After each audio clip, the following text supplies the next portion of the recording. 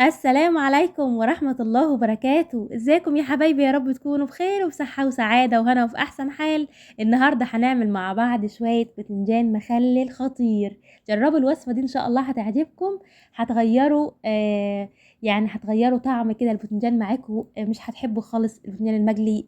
بعد كده مش هتاكلوه الا مخلل. بالطريقة السهلة والبسيطة دي هتحضريه في أقل من 10 دقايق بس. وكمان مش مكلف خالص. طريقته سهلة وبسيطة زي ما انتم شايفين كده، بسم الله ما شاء الله، يتاكل لوحده من غير حاجة جنبه من حلاوته. جربوا الوصفة دي ان شاء الله هتعجبكم. خطير. شايفين؟ شايفين شكله؟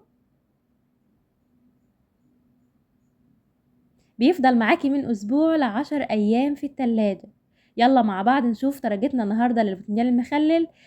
هنا عندي كيلو بتنجان او كيلو ونص، اي كمية حابة تعمليها، بس يفضل البتنجان يكون صغير بالشكل ده. ومش هشيل الجمع بتاعي ولا اي حاجه خالص، حاطه ميه على النار بتغلي. هنزل فيها بنص معلقه من الملح، وهنزل بالبتنجان لمده 10 دقايق بس. هنسلق 3/4 سلق. هنا عندي فلفل احمر، وعندي 4 ليمونات كبار كده زي ما انتم شايفين. حابه تعملي بفلفل حار ممكن، حابه تعملي بفلفل فلفل بارد، اللي انتي بتحبي تاكليه هتعمليه. يعني لو حابه تعمليه حار هتعمليه بارد.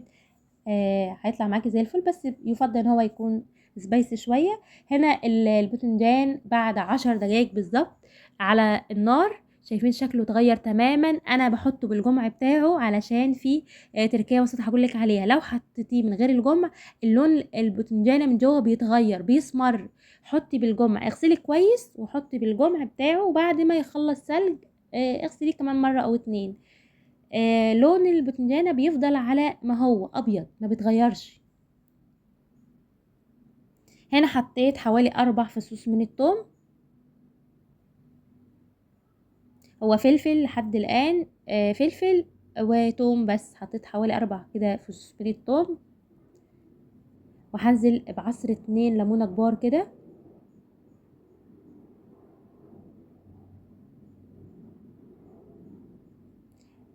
وسهل جدا وطعمه حلو بصراحة.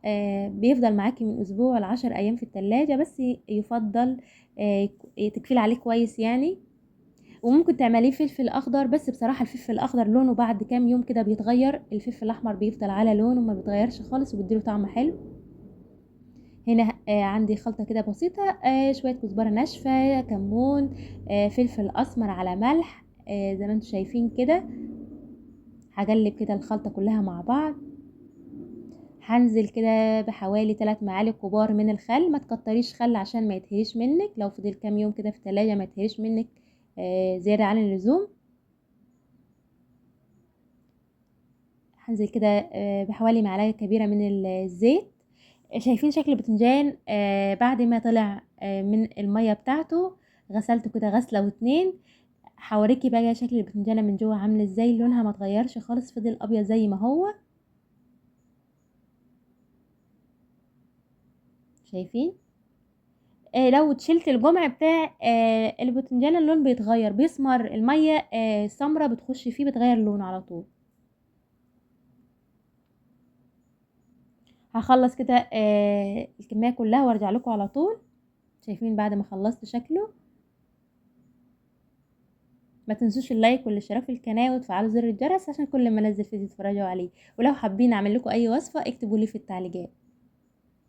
هفتح كده بظهر المعلقه بالراحه وهحشي زي ما انتم شايفين كده الحشوه بتاعتي. لو بصي يبقى وانتي بتحشي كده، لو حسيتي ان هي عايزه ملح ممكن تزودي ملح. احنا كده كده هنزود ملح في الاخر، بس لو حسيتي ان الحشوه بتاعتها عايزه ملح زودي.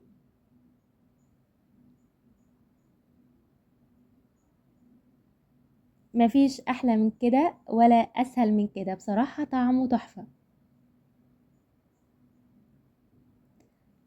شايفين؟ طريقته سهله وبسيطه خالص، وانت واقفه كده هتحضريه في المطبخ هيطلع معاكي زي الفل. هخلص كده الكميه كلها وارجع لكم علشان ما اطولش عليكم الفيديو.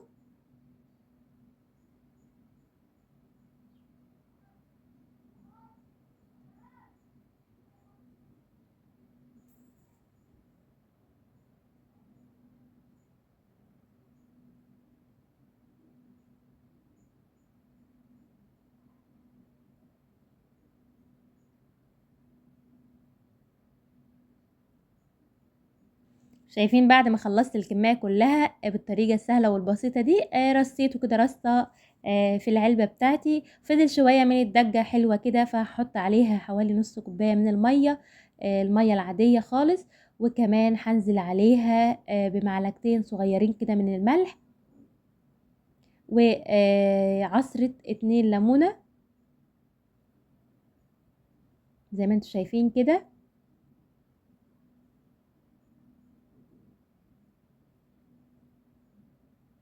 هقلب كده المية دي مع بعض، علشان هنحطها على الباذنجان المخلل.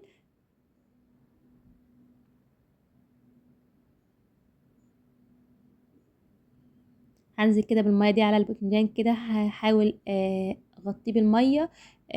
هقفل عليه تقفيلة كويسة، وهيفضل في التلاجة معاكي اسبوع او 10 ايام بالطريقة السهلة والبسيطة دي. شايفين شكله عامل ازاي؟ اتمنى يا رب يكون الفيديو عجبكم. لو حابين اعمل لكم اي وصفة اكتبولي في التعليقات. هنزل عليه كده بشوية زيت من الزيتون، لو عندك زيت زيتون حطي عليه، لو مش عندك زيت زيتون مش مشكلة. هقفل عليه كويس وهسيبه في التلاجة. يا رب يكون الفيديو عجبكم، والسلام عليكم ورحمة الله وبركاته.